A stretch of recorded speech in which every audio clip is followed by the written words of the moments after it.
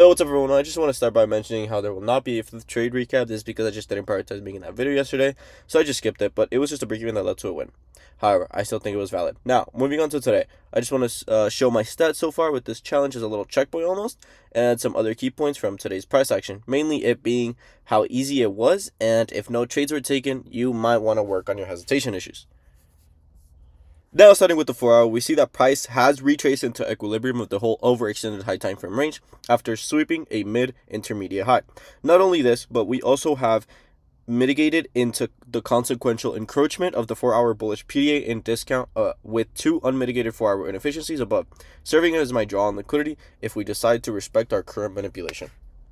Now being in the 15-minute, we see that we have a 30-minute gap above, serving as my main condition in case we want to remanipulate this range before displacing towards said draws. In addition, I also set a 15-minute condition to confirm my trade idea. Peeling down to the 1 minute, we see that market opens into the 30-minute gap respecting it, but my narrative was just so heavily convicted at this time that I didn't really care about this at this point in price.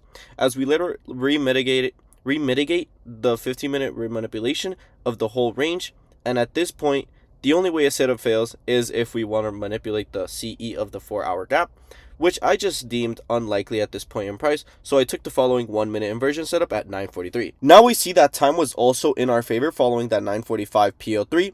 I want to clearly mention that if this was faded, I completely get it. However, price then inverses the 5-minute gap, which then completely confirms the narrative.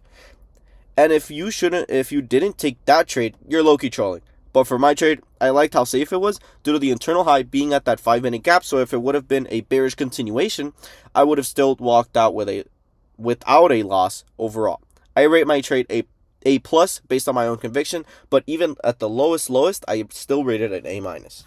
Lastly, we have my journal. And if you're curious, this is how I journal today. I don't think I could have really taken a lot more out of today than I already did. Regardless, I still think the checklist is always going to be my biggest pro as it provides a lot of data long term. Feel free to copy it.